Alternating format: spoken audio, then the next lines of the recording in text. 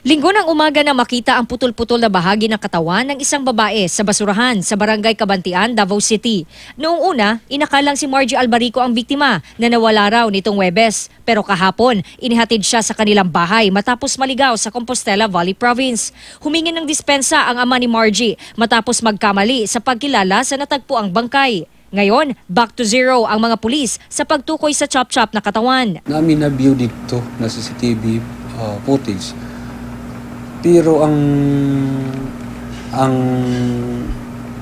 iyang view is wala dito ma-focus sa katong sa basurahan. Ayon sa security guard ng isang establishmento malapit kung saan natagpuan ang katawan, isang lalaking kaduda-duda ang galaw ang nakita niya malapit sa basurahan. Diha, naglingkod nga lalaki, dakuon siyang lalaki. Unya, yung motor niya, burag, napambukid yung motor dagko, gani, nakaparpo diya. Napansin naman siya dito siya nagapokus, igtanaw siya dito. Oh, nahinamdaman ba ako yung sanina, gani, kuan ba to? Burag, faded ng orange. Pasado tanghali kahapon, nakita sa loob ng sako sa kilometer 5 sa Buhangin ang putol namang bahagi ng katawan na mula baywang hanggang hita. Noong Lunes pa raw napansin ng mga residente na iniwan ang sako sa lugar. Nagkuhan sa ma'am ang kaling taga-kuhan sa White House ma'am. Tapos ningon siya nga naday baho daw kay daw. Tapos gani gidol mo diri ma'am tapos gi-report na mo sa mong opisina nga nay baho. Tapos niya siya nga magtawag dumig 911.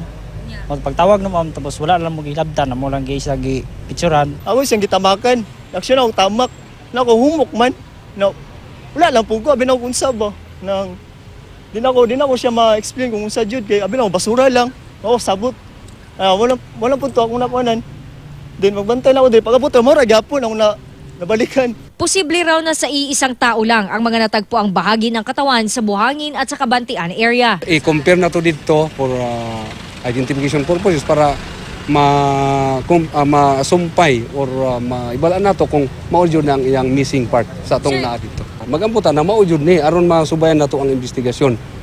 Unta dili na sa lahin ni na part sa lawas sa tao. Titingnan din ng mga otoridad ang mga kuha ng CCTV sa lugar para malaman kung sino ang nag-iwan ng sako roon. John D. Esteban, Nagbabalita, Pilipinas.